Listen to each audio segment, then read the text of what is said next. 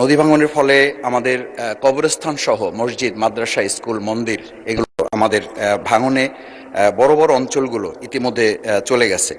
আপনি আপনার এলাকার যেই সমস্যার কথা বলেছেন সেটি শুধু আপনার এলাকার সমস্যা নয়, বাংলাদেশের বহু মানুষ আছে। এমনকি আমার যেটা ডিস্ট্রিক্ট, সেই বগুড়াতেও সারিয়াকান্দি অঞ্চলে এইরকম নদী ভাঙনের সমস্যা রয়ে গিয়েছে। মাননীয় স্পিকার, মাননীয় সংসদ সদস্য জনাব নুরুল ইসলাম আমাদের এলাকাকে অ্যাড্রেস করেছেন, সেই জায়গা থেকে তাকেও ধন্যবাদ জানাচ্ছি এবং মাননীয় প্রধানমন্ত্রী আমাদের এই প্রশ্ন তিনি তার বিবেচনায় নিয়েছেন, সেজন্য তাকে ধন্যবাদ জানিয়ে আমার নির্বাচনী এলাকায় ১১২ পটুয়াখালী, বাউফল, আমরা আমাদের এলাকা সম্পর্কে বলে থাকি ধান নদী, খাল, এই তিন নিয়ে আমাদের বরিশাল। নদীবেষ্টিত এই জায়গা সম্পর্কে যে এখানে উপকূলীয় বিষয়ক মন্ত্রণালয়ের যে বিশেষ বিবেচনা নেওয়া হয়েছে, এই দক্ষিণ অঞ্চলের উপকূলীয় জেলা পটুয়াখালীর বাউফল আমাদের একটি অত্যন্ত নদীবেষ্টিত জায়গা, যেখানে তেঁতুলিয়া এবং লোহালিয়া নদীর তীরবর্তী প্রায় ৭টা ইউনিয়ন, তার মধ্যে 4টা ইউনিয়ন অত্যন্ত ভয়াবহ নদী ভাঙনে বিপর্যস্ত। উপজেলা নাজিরপুর, কালাইয়া, চন্দ্রদ্বীপ, কেশবপুর, ধুলিয়া, এদিকে কাশিপাড়া সহ নদীগর্ভে প্রায় এগুলো বিলীন হওয়ার পথে, প্রতিনিয়ত মানবিক, সামাজিক এবং অর্থনৈতিকভাবে বিপর্যস্ত হয়ে যাচ্ছে। নদী ভাঙনের ফলে আমাদের কবরস্থান সহ মসজিদ, মাদ্রাসা, স্কুল, মন্দির এগুলো আমাদের ভাঙনে বড় বড় অঞ্চলগুলো ইতিমধ্যে চলে গেছে। মানবতার জীবনযাপন করছে তারা, হাজার হাজার হেক্টর ফসলি জমি যা ইতিমধ্যে নদীর গর্ভে চলে গেছে। স্থানীয় কৃষক এবং দিনমজুর যারা জীবন জীবিকায় ভয়াবহ প্রভাব ফেলছে। মাননীয় স্পিকার, সে জায়গায় আমরা বিশেষভাবে লক্ষ্য করছি যে আমাদের কয়েকটি প্রতিষ্ঠান সহ শিক্ষার্থীদের স্কুলে ছুটে যাওয়ার হার এখন কমে যাচ্ছে। কমিউনিটি হাসপাতাল, স্থানীয় বাজার, এমনকি মানুষের শেষ চিহ্ন কবরও নদীতে বিলীন হয়ে গেছে।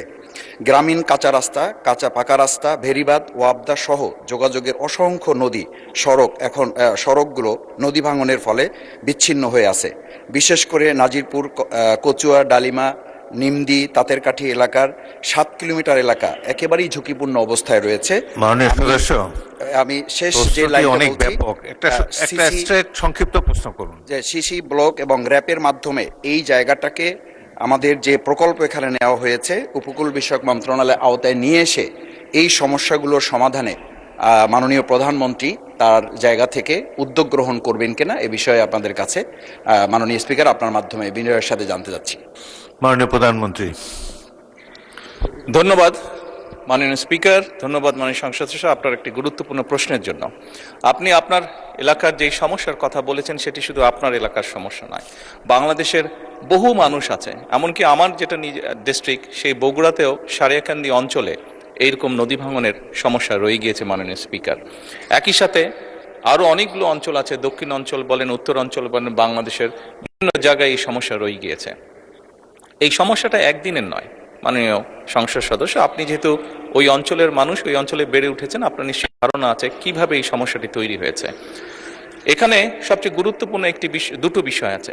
একটি হচ্ছে যে নদী শাসনের কথা আপনি বলেছেন, সেটি একটি উপায় আছে, এবং একই সাথে আপনি খুব ভালো করে জানেন নদী শাসনের বিষয়টি অত্যন্ত ব্যয়বহুল একটি বিষয়, বাট তারপরেও প্রয়োজন অনুযায়ী আমাদেরকে করতে হবে। এবং সাথে আরেকটি গুরুত্বপূর্ণ বিষয় আছে, এই ভাঙনগুলো কখন হয়? ভাঙনগুলো আমরা দেখেছি অধিকাংশ সময় বর্ষার সময় হয়ে থাকে, যখন নদীতে স্রোত থাকে এবং হঠাৎ করে পানির প্রবাহ যখন বেড়ে যায়। এবং সেই জন্যই মাননীয় সংসদ সদস্য, আপনি নিশ্চয়ই অবগত আছেন, আপনার ধারণা আছে, না দেখে থাকলেও ধারণা আছে, শহীদ রাষ্ট্রপতি জিয়াউর রহমান এই সমস্যাটিকে সমাধানের জন্য খাল খনন কর্মসূচি শুরু করেছিলেন ওনার শাসনের সময়। এবং বর্তমান সরকার খাল খননের মাধ্যমে একদিকে যেমন নদী ভাঙনকে ট্যাকল করতে চাইছে, একদিকে যেমন আমাদের শুষ্ক মৌসুমে পানির যে সমস্যা হয়ে থাকে সেই সমস্যাটার সমাধান আমরা করতে চাইছি খাল খননের মাধ্যমে। ঠিক একইভাবে আপনার নিশ্চয়ই ধারণা আছে, যেহেতু গ্রাম অঞ্চলে আপনি বেড়ে উঠেছেন, অনেক সময় এমন অনেক জায়গা আছে যেখানে বর্ষাকালেও কৃষক পানি পায় না, বর্ষার সময়ও তাকে পানির জন্য কষ্ট করতে হয়। সেই জন্য আমাদের সেচ সুবিধা দেওয়ার জন্য খাল খনন একটি অত্যন্ত জরুরি প্রকল্প। আপনার নিশ্চয়ই আরেকটি ধারণা আছে, বিশেষ করে ঢাকা শহরে এই সমস্যাটি আছে, এবং গ্রাম অঞ্চলেও যেখানে চাষবাস খুব বেশি হয়ে থাকে সেখানেও এই সমস্যাটি ধীরে ধীরে দেখা যাচ্ছে। সেটা হচ্ছে যে আমাদের ভূগর্ভস্থ যে পানি আছে সেটির স্তর ধীরে ধীরে নিচে নেমে যাচ্ছে। এই সবগুলো বিষয়কে যদি আমরা অ্যাড্রেস করতে চাই, তাহলে অবশ্যই নদী শাসন যেমন একটি প্রয়োজন নদী ভাঙনকে রোধ করার জন্য, ঠিক নদীতে যখন পানির প্রবাহ বেড়ে যায়, স্রোত বেড়ে যায়, যার কারণে নদী ভাঙন হয়ে থাকে, সেই স্রোতটিকে যাতে আমরা মোটামুটি কন্ট্রোলে আনতে পারি, সেই পানিটিকে যাতে আমরা পানিতে যেটা হঠাৎ করে পানি বেড়ে যায় বর্ষার সময়, সেটিকে যাতে আমরা ঠিকভাবে সারা দেশে সরিয়ে দিতে পারি, সেই জন্য খাল খনন কর্মসূচিটা অত্যন্ত গুরুত্বপূর্ণ।